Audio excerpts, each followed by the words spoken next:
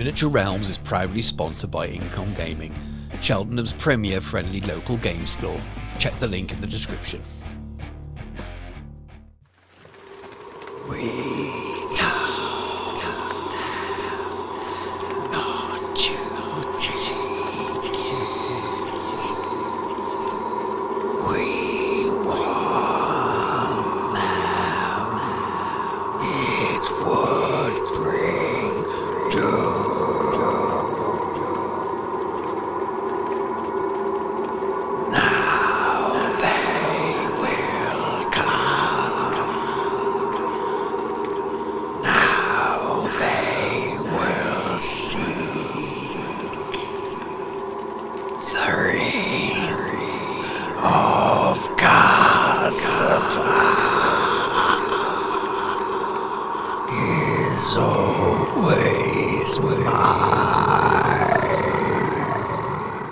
Hello, welcome to Miniature Realms. My name's Stuart, and this video is all about a wonderful day playing Mordheim I had with good friends Dan, who joins me on the channel for the Hobby Hour podcast, and Jordan from Jordan's Sorcery channel. And if you haven't checked out his channel, please do. I'll pop a link in the video description.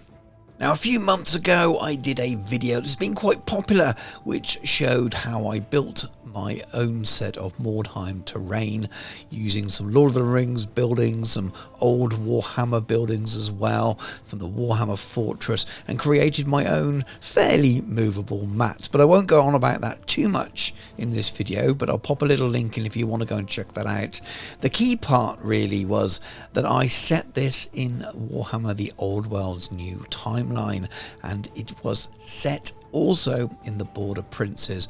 And this little town was the principality of my Bretonnian exiled army, which I'm currently collecting and painting for Games of Warhammer the Old World.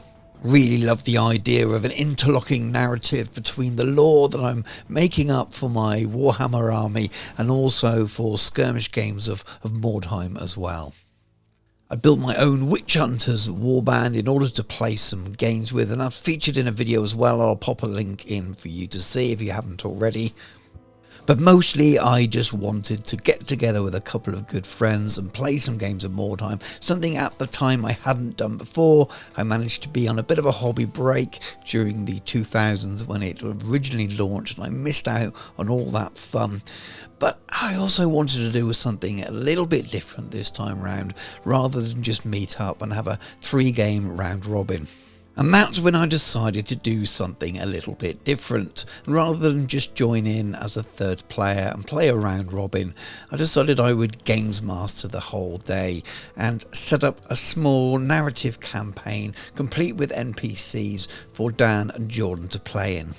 So I set about outlining 3 linked scenarios that replace the normal campaign rules that is found in the Mordheim rulebook. I thought it would be a little bit simpler on the day, not to worry about that kind of character generation. And I'll talk about that a little bit more as we go through the scenarios later on.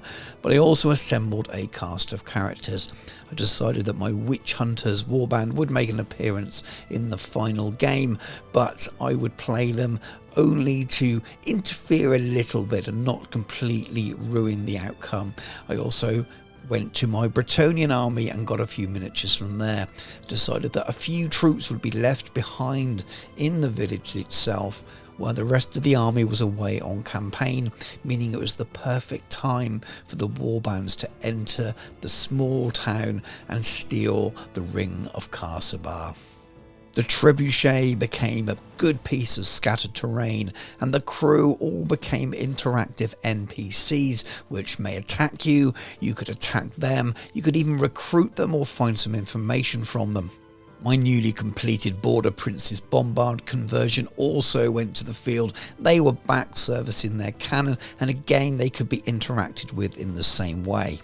Then I did turn to some regular troops as well. I decided that some men-at-arms and a peasant bowman may be left as part of a skeleton crew to man the walls. Then in the final turn at the vanguard of the returning army, a couple of Knights of the Realm would appear on the board as well, just to add some special spice to that final scenario. So with all my notes in hand on scribble bits of paper, I decided to tidy them up a little bit and turn them into some pretty little one-page images which I could share with the guys on the day. I did an overview of the little campaign and then one for each scenario, showing mostly just where the setup was going to be, but with a little outline of what the mission was. I kept all the real rules to myself on my iPad, and I embedded it all in a document so I could keep it secret from the guys but also have access to it for myself. I was able to read out all of the scenarios for the day and the things they needed to do, but I also had things like interaction tables for the NPCs built into it as well, a different one for each scenario. And then there were also some miscellaneous equipment that they could find when searching or when given to by NPCs, and I used some of them from the core rulebook but also made a few of them myself. Miniature Realms is proudly sponsored by Baron of Dice, premium wargaming dice. Over 500 styles, over 4,000 customer reviews. Welcome to the best dice on the planet. So the scene was set in the small town of Vilmarcus in the Border Princes. The exiled Bretonnians from the Bordello region had resettled there under dark reasons which won't become known in this video, but Dan with his Skaven and Jordan with his Marienburgers had been sent to find the ring of Sabar. So with the table all set up for game one, let's have a look at the objectives for that first round. Game 1, a way in, and the objective was to find their way in to Vilmarcus. They couldn't scale the walls, but there were 2 secret entrances and they had to find them on the map outside the walls. Now they could search areas themselves by rolling on a 2d6 table, or they could interact with the NPCs as well, and some may even tell them where they are. Some they could recruit and use for the rest of the campaign, and others they would attack or attack them. There were also fun bits of miscellaneous equipment to find that could help them later in the campaign, and the first warband to get 5 members or more inside of Vilmarcus would win round 1 and gain an extra roll on the equipment table. Dan was definitely aided by the speed of his Skaven in his first game, but Jordan spent a little bit more time trying to interact with the NPCs to find out information, but they both ended up in the town eventually. Game 2, scouting out the prize, was all about finding the location of the ring of Sabar, and then the warband had to reconvene in the inn, the Owl and Weasel, ready for the evening when they came back to steal the ring. In this scenario there were 4 searchable markers where they may find the location of the ring or other useful items. They could also again interact with NPCs and recruit them for the final game, but this time they definitely couldn't interact with the men-at-arms that were guarding the walls, and if they were spotted by them they may come under attack. Both players took wildly different approaches. Dan continued his killing spree, pretty much targeting any NPC and doing his best to kill them, rather than asking questions and trying to find out the location of the ring. Jordan, on the other hand, played to the scenario a little bit more and managed to find the location and keep it secret from Dan, ready to start game 3. Game 3, the final encounter and the decider for the mini-campaign. Now, Jordan and his Marienburgers knew the location of the ring. Dan didn't, so we had to rely on following Jordan's movement and work out where he was going. And of course, Dan just continued to attack everything as he did before. The ring was located in the graveyard in the top right-hand corner of the map, and the escape was to the bottom left-hand corner where there were some boats moored.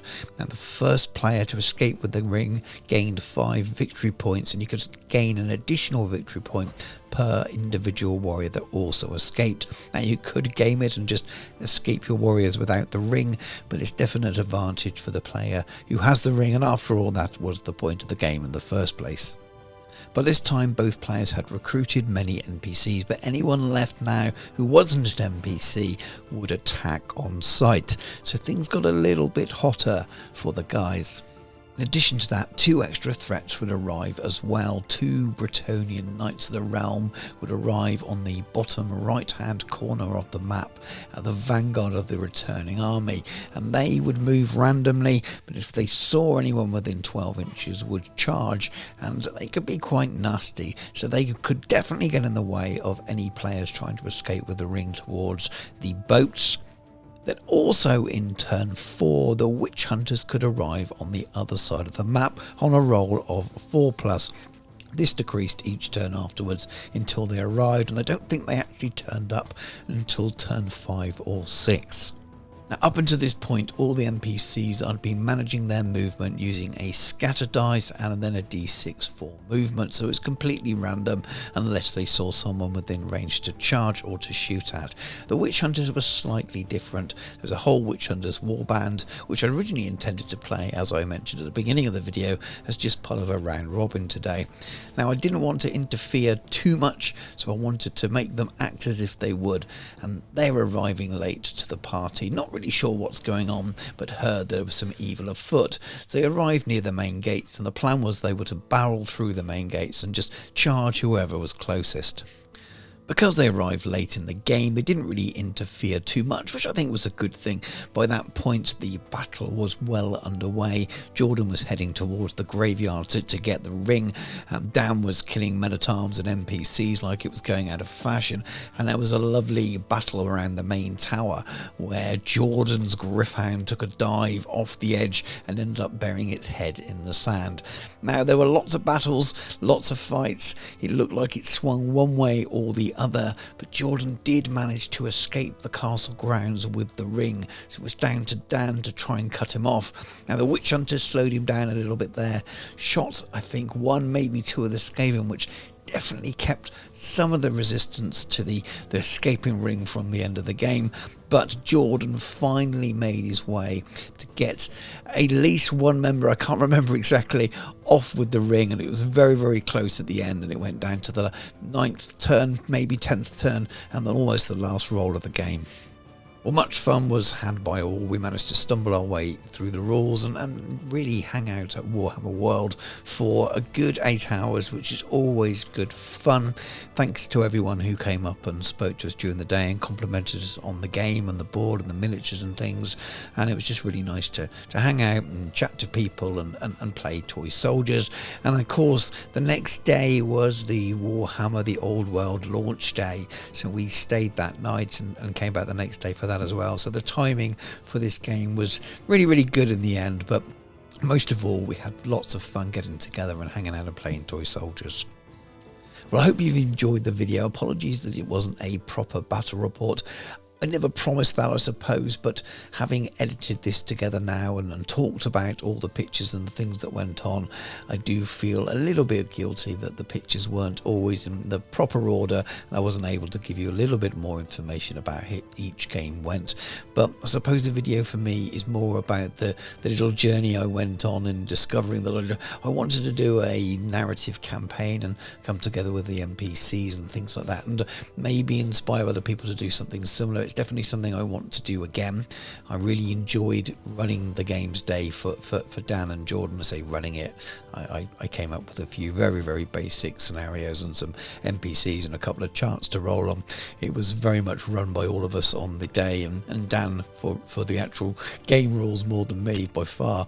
But it was good fun. I really like the kind of RPG-esque elements to it, and I think if I do some more Mordheim wargaming, which I fully intend to, I really like to explore this side of the gaming more, and having someone there to run it as a GM is something that really interests me, and I definitely enjoyed running it, and I probably want to do it again. So let me know what you think about that. Is that something you've tried yourselves?